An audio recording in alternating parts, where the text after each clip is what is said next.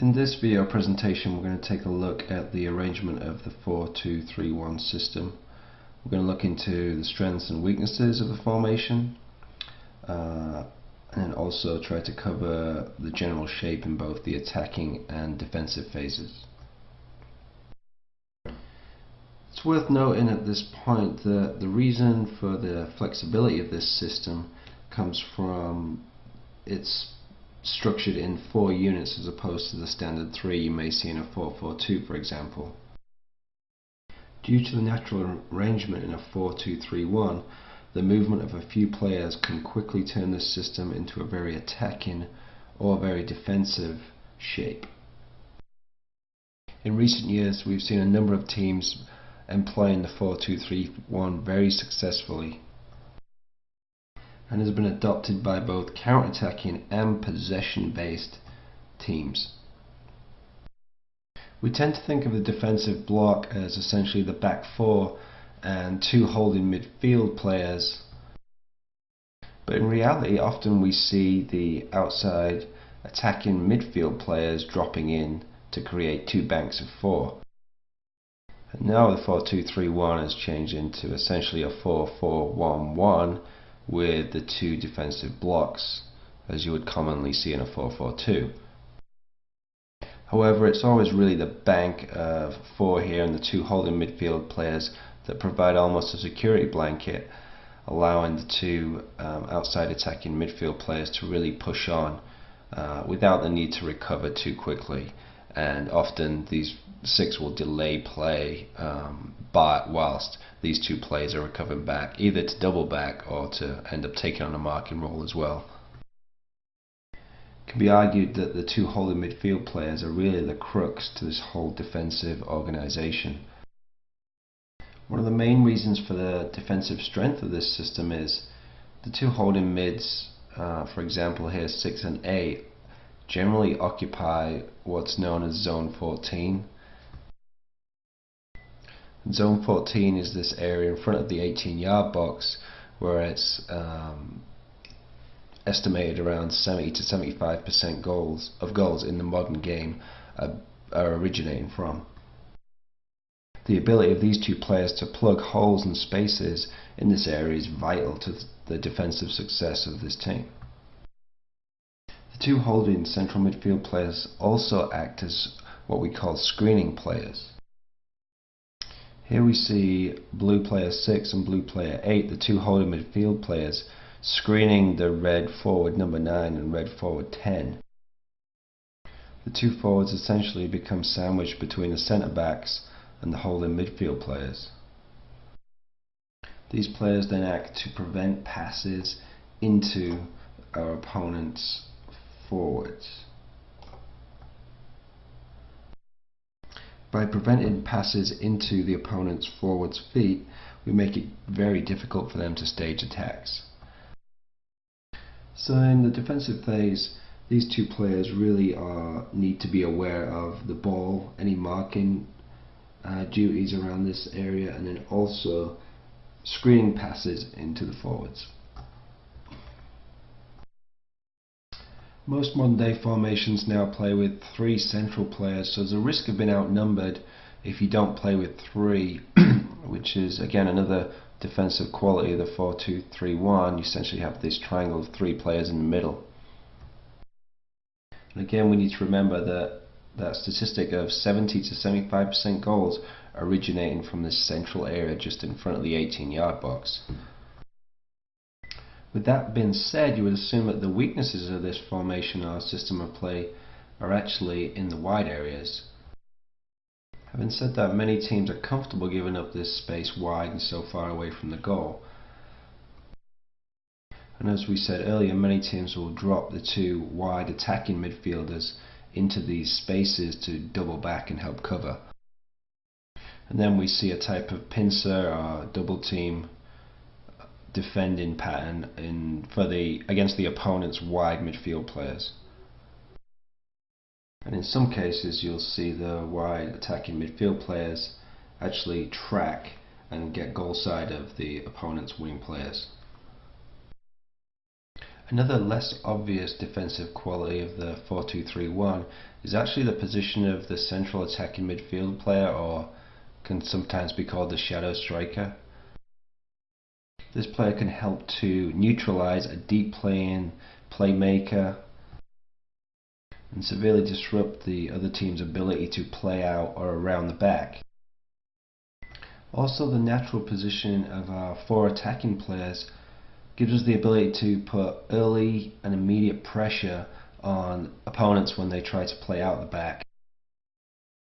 Here with a high pressing front line, the right attacking midfielder curves his run, forcing three to play centrally into the middle of the field. Here we have the centre forward picking off any potential passes to the two centre backs, and the attacking midfielder or playmaker or shadow player marking in anticipation of player number 6 to prevent any passes into the deep midfield area. When channeling the left back infield or towards the centre of the field, we would expect to have the numbers up advantage in the centre of the park here to potentially win the ball back very quickly. Teams with 3 very good central midfield players, 2 holding and the 1 attacking central player, those teams should be looking to force the ball into this central area where this triangle should be looking to anticipate and win the ball. Conversely, some teams playing this system will slip deeper, playing with a much deeper line of confrontation. For example, here we're getting pretty close to the halfway line. They'll sacrifice pressure in the opponent's half, and instead everybody except the centre forward will drop into their own half, creating a nice compact middle of the park. This now invites our opponents to play wide due to the high density of defending players in the centre area. And again, we look to use that pincer type effect of our outside attacking midfield player dropping in or tracking back, and our right back stepping up to truly attempt to isolate their outside midfield player. As we move into discussing the attacking phase, it's probably again important to really look at this central midfield area. The standard configuration is generally the 2 holding and 1 attacking central midfield player, as is seen on the screen right now.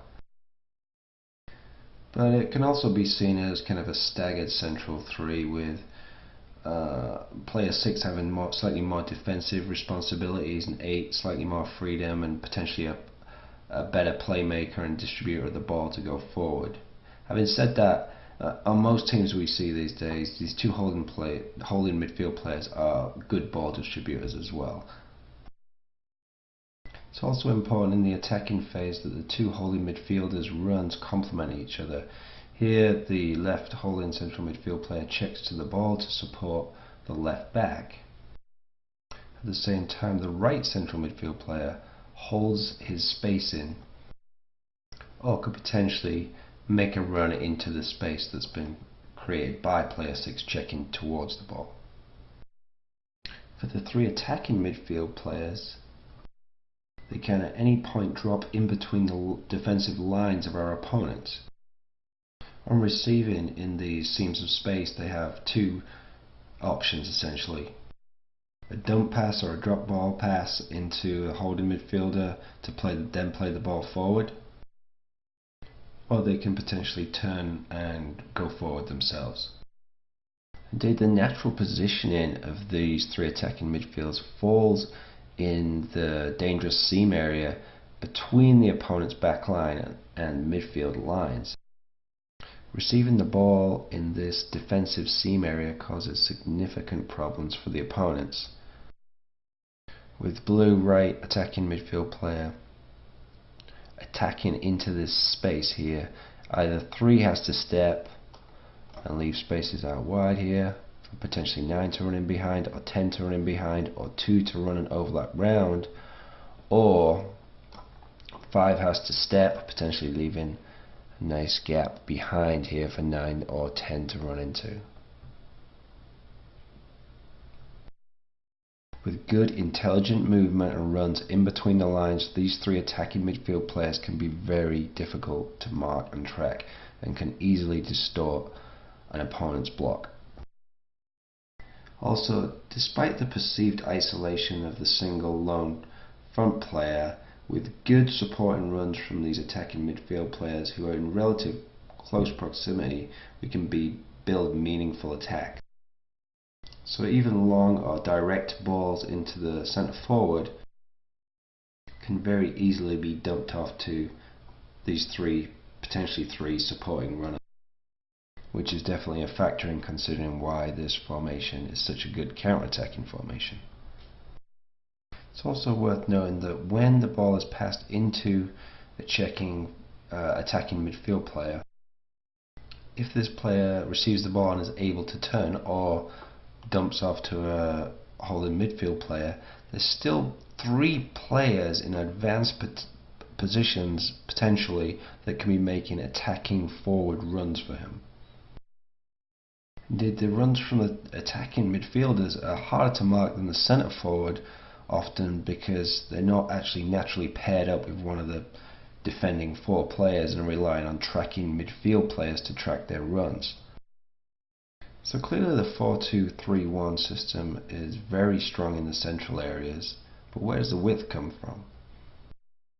Well, it should come from the two outside flank players, the right back and the left back, stepping forward around the attacking right and left midfield players to provide extreme width. And now we're getting back to again why these two defensive central midfield players are so important.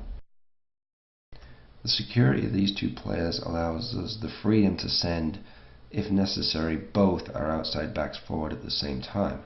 Some teams will have a rule where if the ball's on the right hand side, they'll only send their right back forward and the left back will pinch in.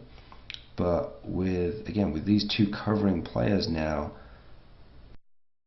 we have the added ability to shield and still have reasonable numbers for a possible counterattack.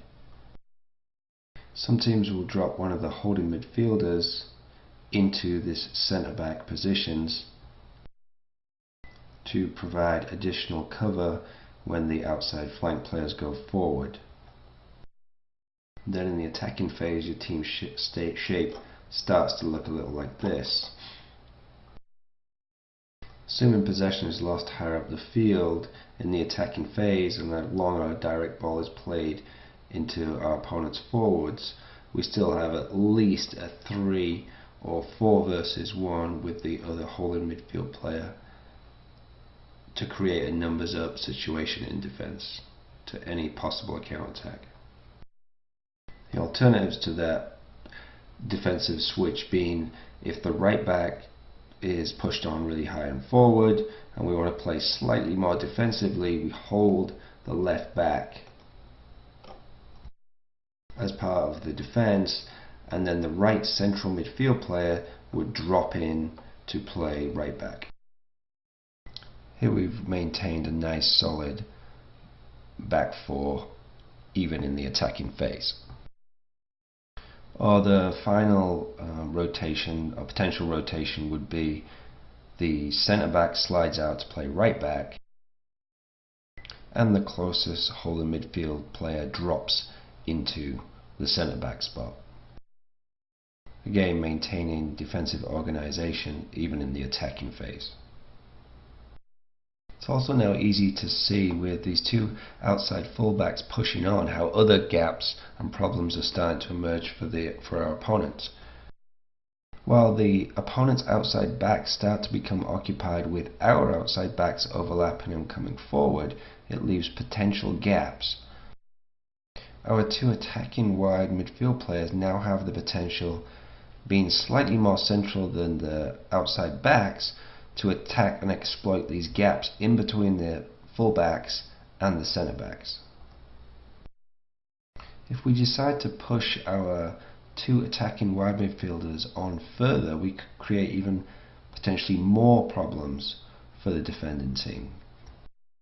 There's always the constant threat of these three players when pushed on high of getting getting in behind our opponents. Clearly this is the most dangerous attacking option if we have the ability to do it.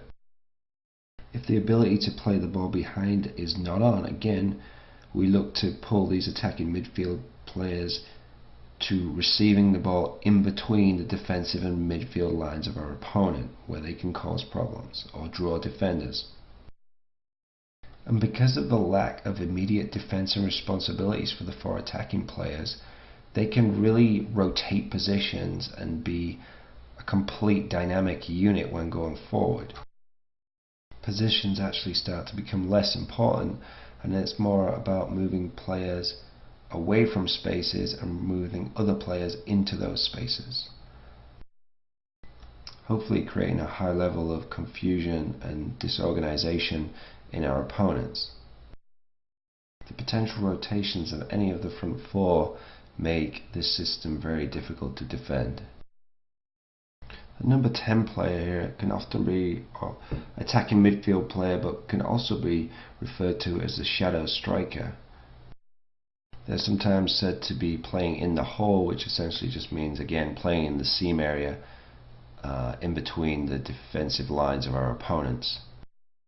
This player should be a persistent outlet for defenders and midfield players playing out from the back. They tend to be creative players with the ability to link play, in particular get forward and support the attacking or the centre forward, have good passing range, and also play good quality through passes and through balls. Also have the ability to shoot from long range, and also have the vision and awareness for quick interplay to break down defensive blocks. Some of the other smaller nuances of this system are having your outside attacking right and left midfield players cutting in onto their favourite shooting foot. So in this example, the right attacking midfield player would in fact be a left-footed player who has the ability to cut in and shoot. Often when these outside players cut into central areas, they're actually moving into areas where the left back is now on his weaker foot, probably his right foot.